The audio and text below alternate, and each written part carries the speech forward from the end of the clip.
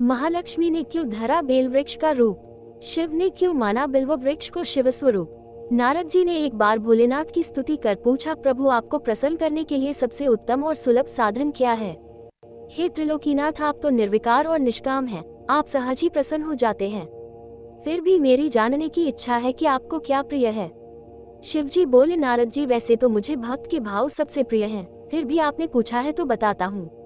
मुझे जल के साथ साथ बिल्वपत्र बहुत प्रिय है। जो अखंड बिल्वपत्र मुझे श्रद्धा से अर्पित करते हैं, मैं उन्हें अपने लोक में स्थान देता हूँ। नारद जी भगवान शंकर और माता पार्वती की वंदना कर अपने लोक को चले गए। उनके जाने के पश्चात पार्वती जी ने शिव जी से पूछा, हे प्रभु, मेरी यह जानने की बड़ी उत्कट इच्छा हो रही है कि आपको बेलपत्र इतने प्रिय क्यों है। कृपा करके मेरी जिज्ञासा शांत करें। शिव जी बोले, हे शिवे, बिल्व के पत्ते मेरी जटा के समान हैं। उसका त्रिपत्र यानी 3 पत्ते ऋग्वेद, यजुर्वेद और सामवेद हैं। शाखाएं समस्त शास्त्र का स्वरूप हैं। बिल्व वृक्ष को आप पृथ्वी का कल्प वृक्ष समझे, जो ब्रह्मा विष्णु शिव स्वरूप है। हे पार्वती, स्वयं महालक्ष्मी ने शैल पर्वत पर बिल्व वृक्ष रूप में जन्म लिया था। इस कारण भी बेल का वृक्ष मेरे लिए अति प्रिय है।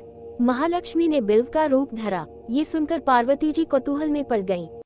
पार्वती जी कौतूहल से उपजी जिज्ञासा को रोक न पाए। उन्होंने पूछा, देवी लक्ष्मी ने आखिर बिल्व वृक्ष का रूप क्यों लिया?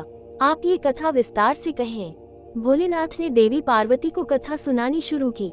हे देवी, सत्ययुग में ज्योतिरूप में मेरे अंश का रामेश्वर लिंग था।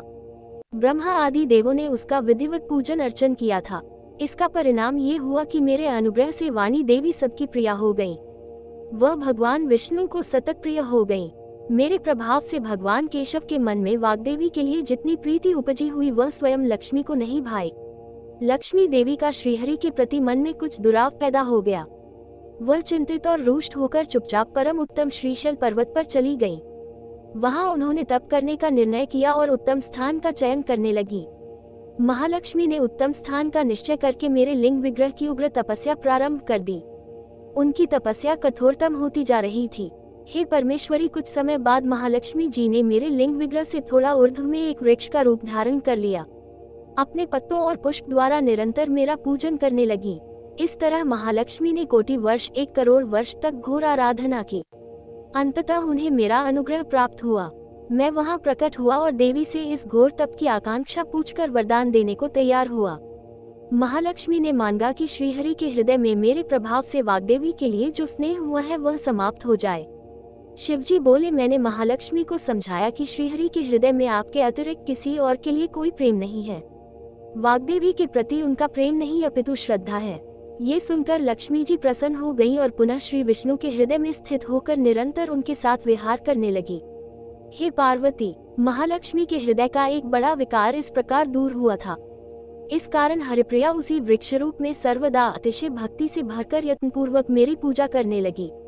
हे पार्वती, इसी कारण बिल्व का वृक्ष, उसके पत्ते, फल फूल आदि मुझे बहुत प्रिय है। मैं निर्जन स्थान में बिल्व वृक्ष का आश्रय लेकर रहता हूँ। बिल्व वृक्ष को सदा सर्वतीर्थ में एवं सर्वदेव में मानना चाहिए, इसमें तनिक भी संदेह नहीं है। बिल्व पत्र, बिल्व फूल, बिल्व वृक्ष अथवा बिल्व काष्ठ के चंदन से जो मेरा पूजन करता है वह भक्त मेरा प्रिय है। बिल्व वृक्ष को शिव के समान ही समझो, वह मेरा शरीर है। जो बिल्व पर चंदन से मेरा नाम अंकित करके मुझे अर्पण करता है, मैं उसे सभी पापों से मुक्त करके अपने लोक में स्थान देता हूँ। हे देवी, उस व्यक्ति को स्वयं लक्ष्मी जी भी नमस्कार करती हैं जो बिल्व से मेरा पूजन करते हैं। जो बिल्वमूल में प्राण छोड़ता है उसको रुद्रदेव प्राप्त होता है। मेरी पूजा के लिए बेल के उत्तम पत्तों का ही प्रयोग करना चाहिए।